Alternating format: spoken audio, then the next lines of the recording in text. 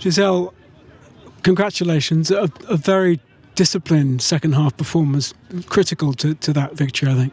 Yeah, I'm really pleased. I thought we were, the girls are using their eyes a lot more now and seeing what's in front of them, and they made some really good decisions with ball in hand.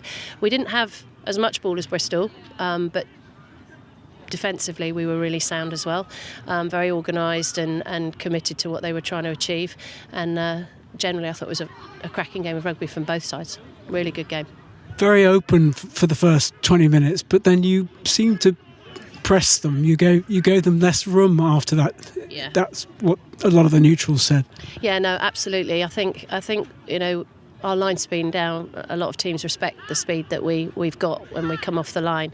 We struggled a little bit with the referee's interpretation of the offside to start with, so that took us a little bit to get into. But once we accepted that was the situation, we got it right and then really put them under pressure. And they've got some very good centres at Bristol, but we were able to really shut their space down by the defensive breakdown work that we put in first. So by sending players in to really challenge at that area, put their ball under pressure, and meant that their centres weren't able to be the threat that they can be. The referee has come over for the Six Nations, I understand. She was very strict, I thought. Yeah, she's obviously, she refs in France week in, week out, so they'll have slightly different interpretations of the game. And, for the first 20 minutes, as you say, it was quite open, and players have got to get in line with what it is that she's asking them to do, and that took a little while.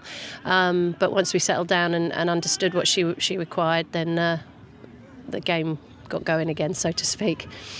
What happens now for those of women who are not in the international, who are not in the Six Nations?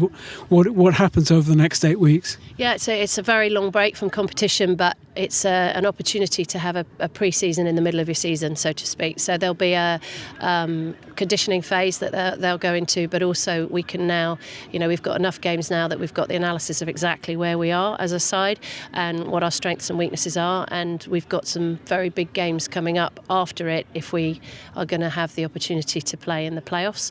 So that's the motivation for us to train. It's difficult because you haven't got competition to keep you going, but I have some fantastic athletes with really good understanding of that hard work brings results, and they do work unbelievably hard, and they've all just committed there when we just talked about it to making sure that we are working really hard during that period of time. Congratulations, Giselle. Have a good break, or have a good next 8 weeks. Break. Thank you very much. Thank you.